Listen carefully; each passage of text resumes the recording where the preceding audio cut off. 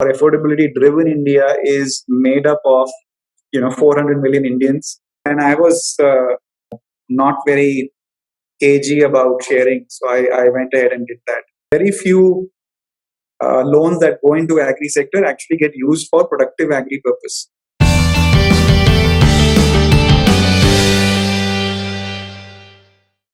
I found out that you wrote a book called The Moonshot Game. Was that kind of your transition from the earlier fund to the new fund, basically announcing?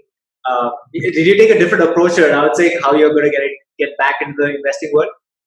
It was an exercise for me to actually get out stuff that was in my head on paper, and it was to capture some of these things while I still had them fresh in my head.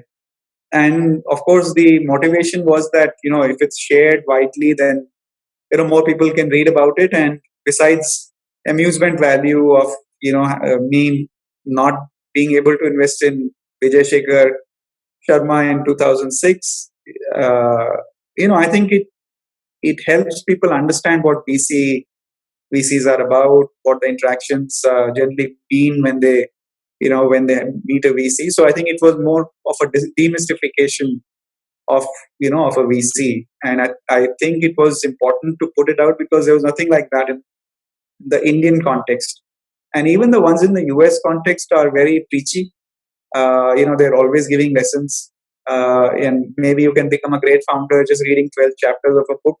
I don't think it happens in reality, but I think more importantly, if the interactions are better understood, if the engagement experience, around fundraising, around what can go wrong, or sometimes even when you're fundraising, things can go wrong. So I think those experiences VCs generally don't like to share, and I was not very cagey about sharing, so I went ahead and did that.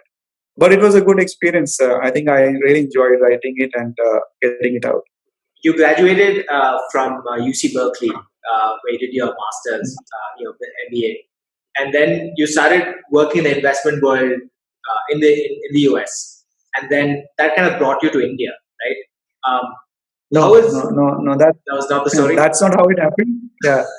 So, so what happened is that I was working. I graduated from Binny, and I entered the financial services world broadly. So I was working at SEBI, and then I was in an investment bank.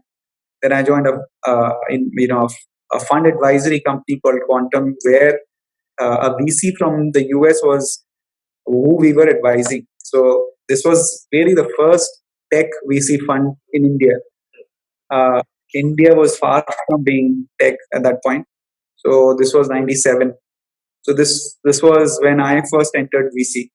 But I was in 2000. I moved to the Valley to actually invest in Silicon Valley with the same fund, and so I'd done several years of that. I did my business school as well. Since I was in the US, I didn't want to miss out on the opportunity, and I came back and I